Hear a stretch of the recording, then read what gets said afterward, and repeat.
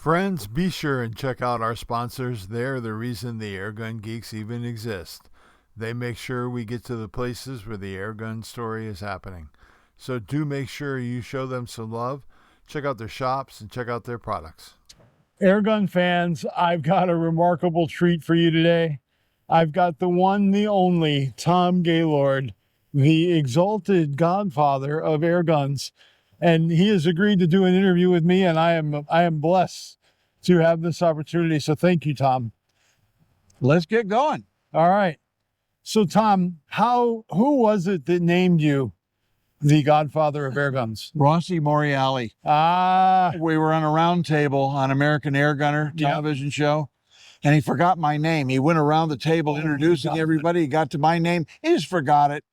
And he said, and the godfather of airguns, Tom Gaylord. It took him that long to remember. Wow. My wife liked it so much that she trademarked the name.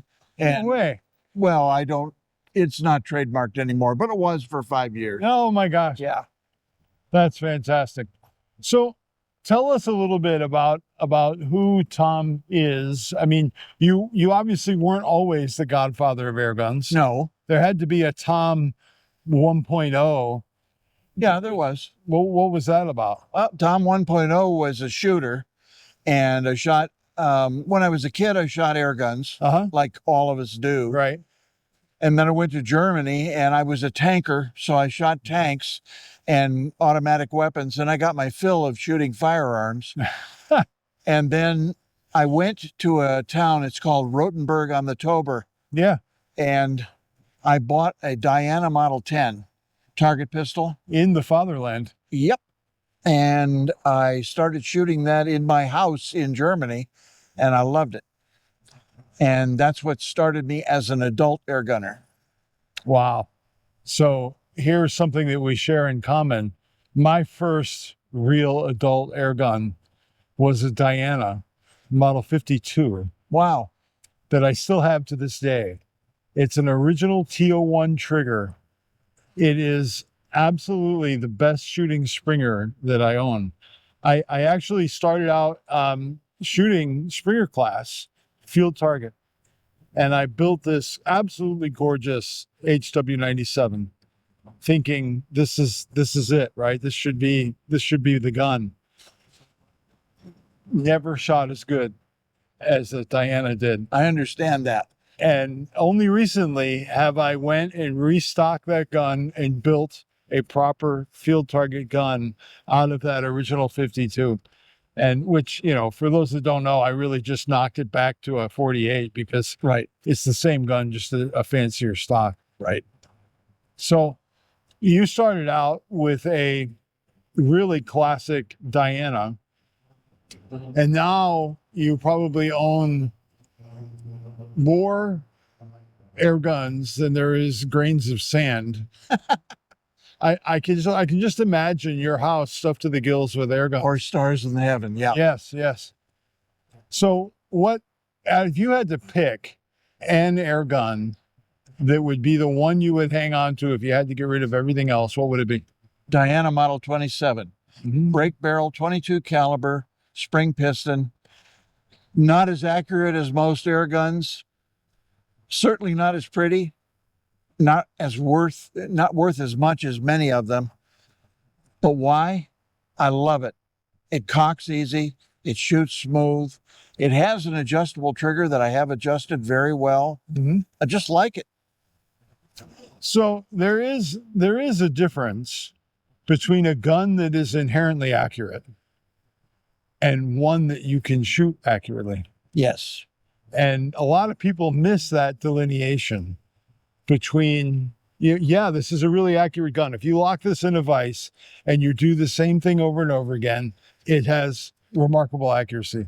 But if you can't shoot it well, what good is it to you? So it sounds like that gun may be the one that Tom just tends to shoot well. I guess. I never thought about it that way, but yeah, I guess that's what it is. Wow. So I have built some really interesting air guns over the years. And one of them is a Nodos, and that has been probably my most popular video on YouTube recently. And you haven't joined the Nodos group yet. You haven't. I am going to, because I've been at this show and all I hear at this show is Nodos, Nodos, Nodos. And there are wonderful guns that have come out that are not Nodos, but everybody tells me Nodos. And people are making aftermarket parts for Nodos. Yeah. So I think I got to get a Nodos. You know, in the video game world, a couple of years ago, well, I'm really dating myself now, probably almost 20 years ago, there were two consoles you could buy. One was made by Microsoft, one was made by Sony. The Microsoft one you could hack so easily. You only had to solder one wire on the board, and presto, you could hack the living crap out of it. That made that thing the console to have. Even though the Sony was superior in almost every way, you could hack that one. So people flock to it like crazy. And I think the same thing is happening with the Nodos. I think you're right. Very much the same way a lot of us went through that whole Crossman phase where we bought the blister pack Crossman and we spent inordinate amounts of money modifying them, making them look gorgeous. And I still have them on my wall at home. They're gorgeous looking guns. But it's really about that act of doing that more than it is about the end result. I'm doing that right now with a gun that's more expensive than a Crossman, an Avenge X. But I got the Avenge Not by much. I mean, it's still yeah. It's still in that sub $800. Oh Lord, range. yes, yeah. It's sub 600. Yeah, The one I have, anyhow. And I shot it in 177 and it was so accurate I couldn't believe it. wow. So I've converted it to 22. So it was shooting well.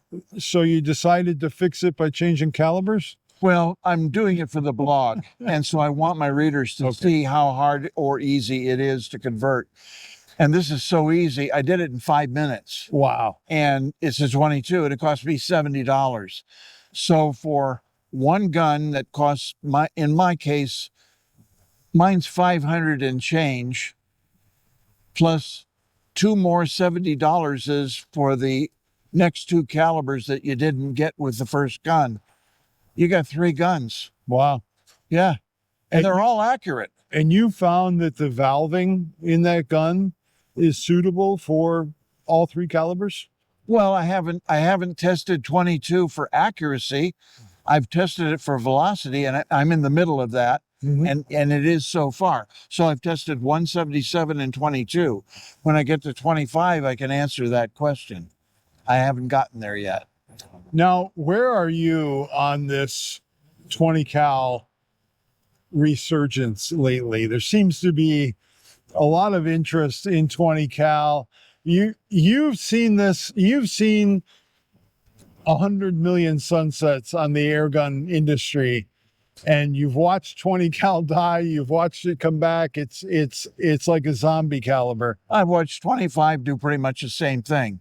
And 25 is extremely popular now.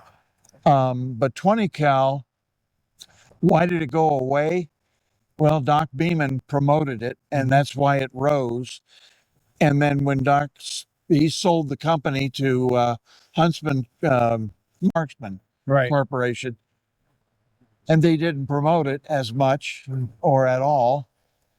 And it died. And you couldn't get so many pellets for it. You could only get a handful of pellets. And if you can only get a handful of pellets, are they the best pellets? In this case, a lot of them they were JSB pellets, which are very good, H&N pellets, which are very good. So they were okay. But I think 22 does everything that 20 does. That's my personal belief. Other people disagree with me on that. That's fine.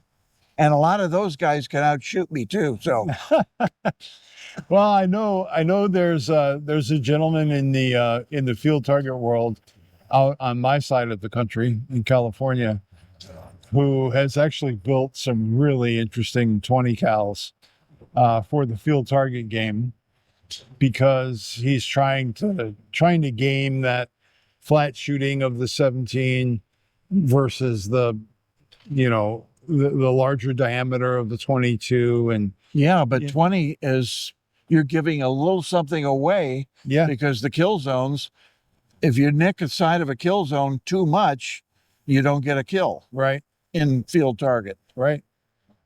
That's why I would not use it. Mhm. I wouldn't use a 22 either. Mm-hmm. I've been fortunate. I was lent a Catran pistol by Air Max, and I shot a field target match with Yeah. a rifle course. Yep. With a pistol, Okay. and I had an absolute ball. But I think I scored a 42. Out of a 60 on a match? Yeah, on a rifle course. I've done that well with a rifle. So that's good. Oh, I was blown away. I was Yeah, like, I bet. I wasn't expecting that. Good for you. And it was a match director that agreed to shoot a pistol with me in that rifle match. And we had a ball. We absolutely had a ball. But what I like about that gun in 22 is that it has the energy to be effective at 55 yards on a rifle course. And that's been one of my critiques about field target pistol class. It only seems like you can only shoot that at Grand Prix. And how many of us really get a chance to go to enough Grand Prix to be any good at that? Not me. But if you had an open class pistol division within the regular rifle rules, there's tons of club events going on all across the United States. Kind of like a hunter class. Bingo. Yeah. Bingo. But it would be, it'd be shot just like hunter, but it would be with pistols. Sure. And to me, I was a pistol shooter. Well, why don't you start a field target club and then set it in motion? Well, I have two of them within California driving distance of me. And one of them we do shoot pistols there, under those auspices, but the AFTA has not wrapped their arms around this yet. And they probably won't because AFTA is European based, mostly UK based. No, AFTA Excuse me, AFTA is American. AFTA is Sorry. US. I was thinking of UK, Yeah. WFTA. Yeah. Sorry. Yeah. No, AFTA. Well, why? I guess you got to talk to Brad. I do. Well, and AFTA has heard me. Hey, Airgun Geeks family, we've got some exciting news to share with you today. We're thrilled to announce our new partnership with some of the biggest names in the outdoor world: Airgun Depot, Cabela's, and Bass Pro Shops. This partnership means that when you use our special links to shop at these stores, it won't cost you a penny more, but it directly supports the Airgun Geeks podcast. We're really proud to be working with these outdoor giants, and it's all about helping us bring you the best coverage of the airgun world. So next time you're gearing up for your next outdoor adventure, remember to use our links. You'll be supporting us and helping keep the content you love coming.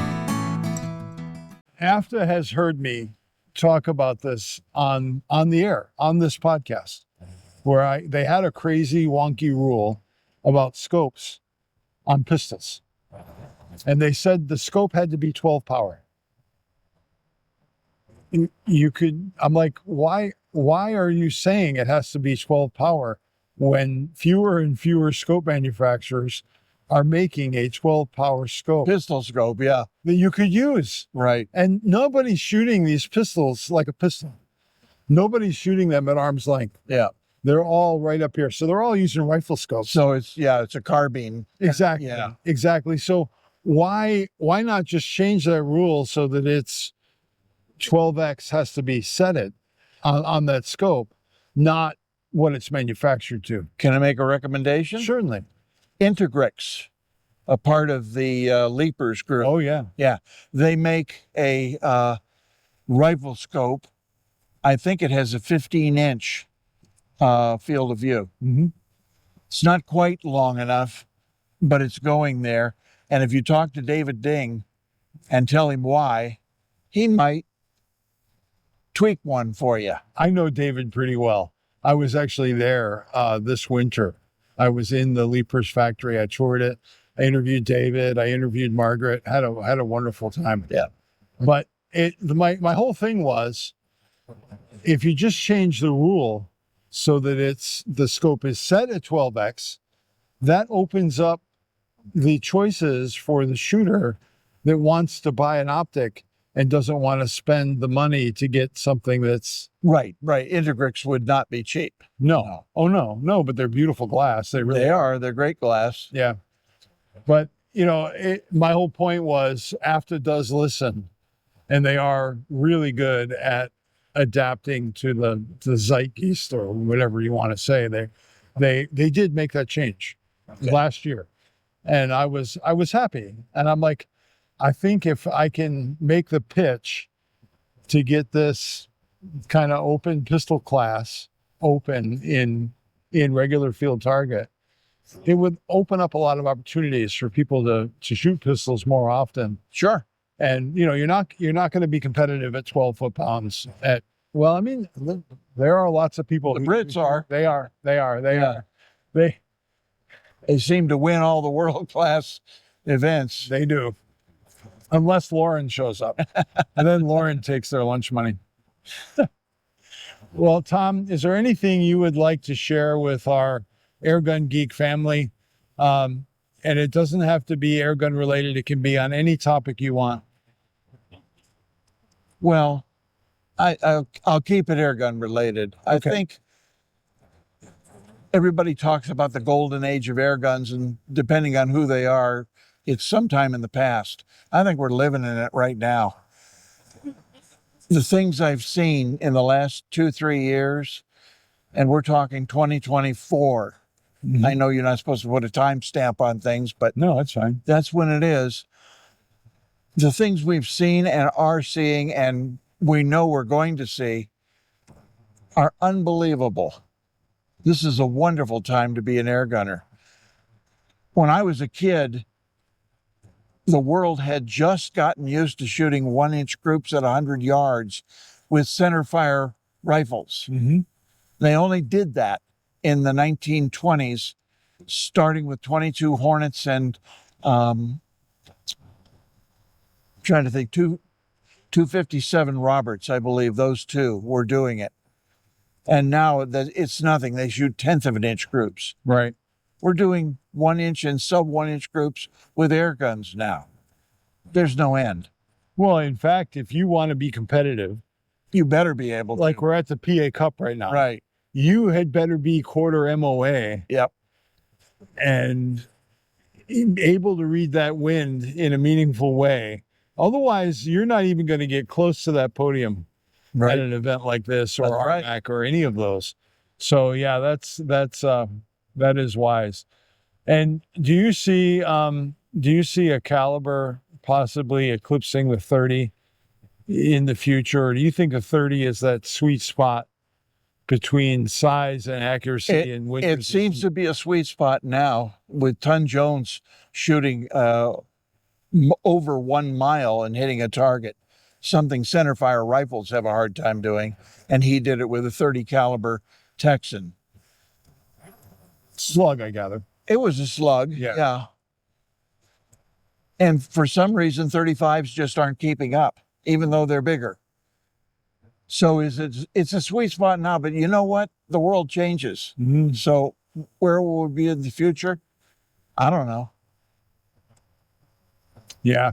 We wrestle with this a lot on the podcast, this affliction with power that so many of us Americans have. Like, got to go faster, got to have more energy. I'm like, well, pump the brakes, brother. Let's hit the target first. Bingo. Yeah. Bingo. Accuracy trumps power every time. Yeah, it does. Yeah. Well, Tom, I want to thank you for your time today. We're losing the light here. Yeah, we are. And I am absolutely honored to have you on our podcast. Thank you very much. You're welcome. And hopefully we'll get to do this again sometime. I hope we are. Really soon. Yeah. Thank you, sir. You bet.